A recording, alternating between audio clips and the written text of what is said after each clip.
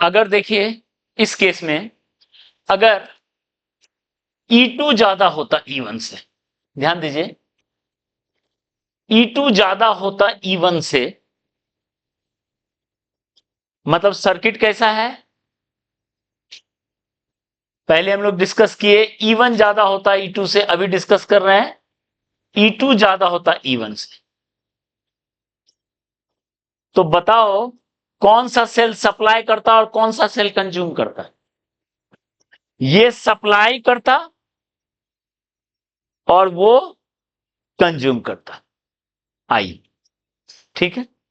यानी ये डिस्चार्ज होता और वो चार्ज होता, ये चार्ज होता, ये चार्ज होता, एक सेल डिस्चार्ज होता, एक सेल चार्ज होता। क्लियर है? और यहां पे जो आई लिखोगे इसी तरीके से जो पिछला बताएं, और वो आ जाएगा किस सेंस में, आई इस सेंस में होगा, और वो होगा E2 minus E1 bye R2 हो जाएगा। वहां E1 माइनस E2, यहां E2 माइनस E1। क्लियर है? ओके। और यहां से आप एकदम जज कर सकते हो, अगर अगर E1 E2 दोनों बराबर होता तो करंट क्या होता, कोई करंट।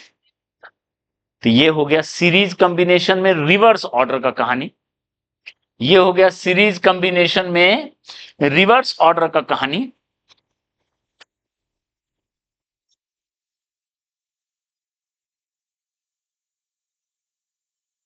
ठीक है,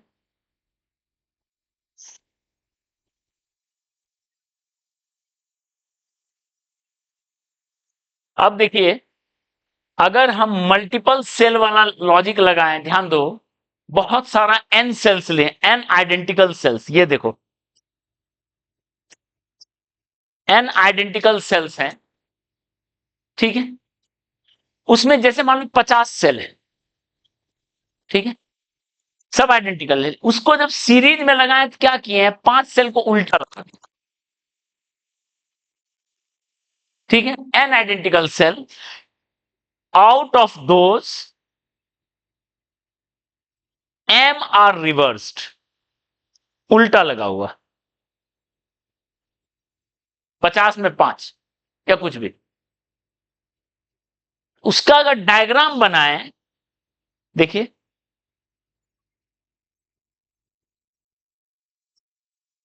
इसके बाद उल्टा लगाना शुरू किए,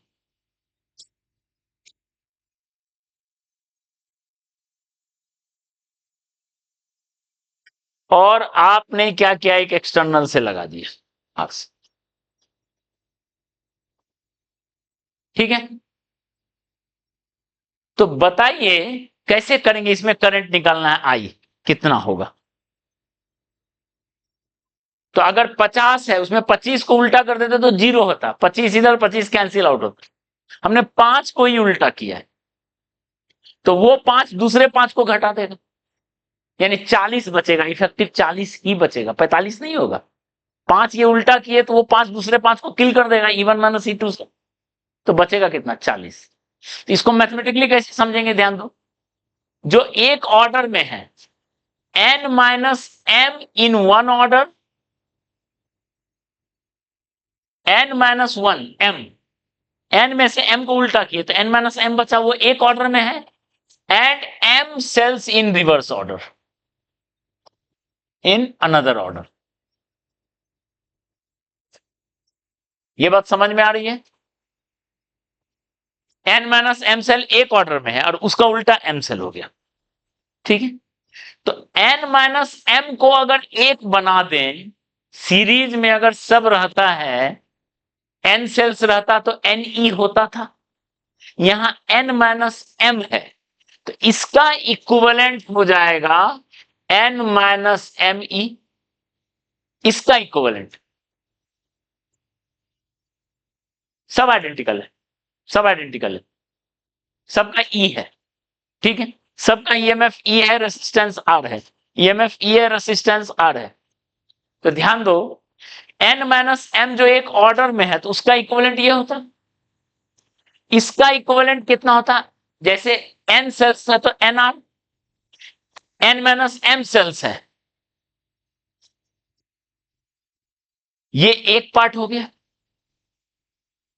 ये एक पार्ट हो गया।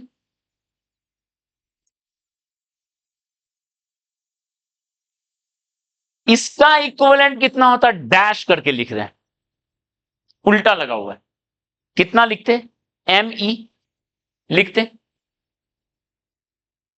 और इसका आर इक्विवेलेंट डैश कितना लिखते, एम आर। क्लियर है? तो बताओ क्या बन गया फाइनल डायग्राम, ये फाइनल डायग्राम बन गया E equivalent R equivalent, R equivalent dash, E equivalent dash, और ये आर। तो बताइए आई का वैल्यू क्या लिखते, उल्टा लगा हुआ है, दोनों उल्टा है, घटा देंगे, घटा देंगे, तो घटा देंगे तो क्या होगा बताओ, इसमें से इसको घटाएंगे, n minus m E minus m E, n h two, देखो टू फैक्टर आ गया, तो घटाएंगे तो E equivalent minus E equivalent dash by R plus R equivalent plus R equivalent, ये प्लस है, नीचे में प्लस है, तो ये I का जो वैल्यू हो जाएगा वो क्या हो जाएगा, ठीक है, n minus two m E by, अब बताओ इस दोनों को ऐड करेंगे, minus m R plus m R cancel हो जाएगा, इस पे भी क्वेश्चन बनता, क्या हुआ, ठीक है, तो उल्टा जाएगा, टू एम माइनस एन हो जाएगा, हाँ तब टू एम माइनस एन हो जाएगा, ठीक है।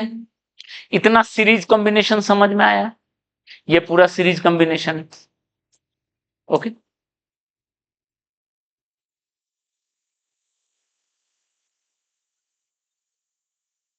तो आप घर पे ट्राई करना, 50 सेल्स हैं,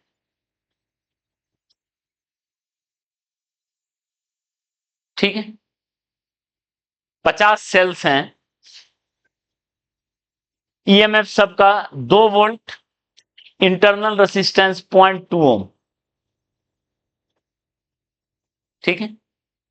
when connected in order, connected in order, जब ऑर्डर में है, the current is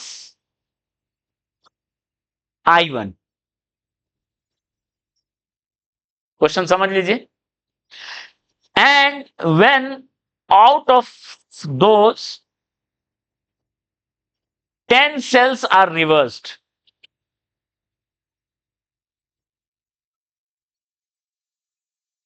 current is I2,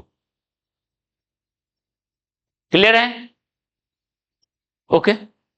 what is ratio of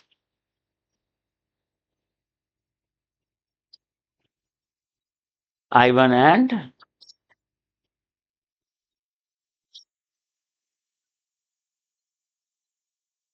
5/3, इसका आंसर हो जाएगा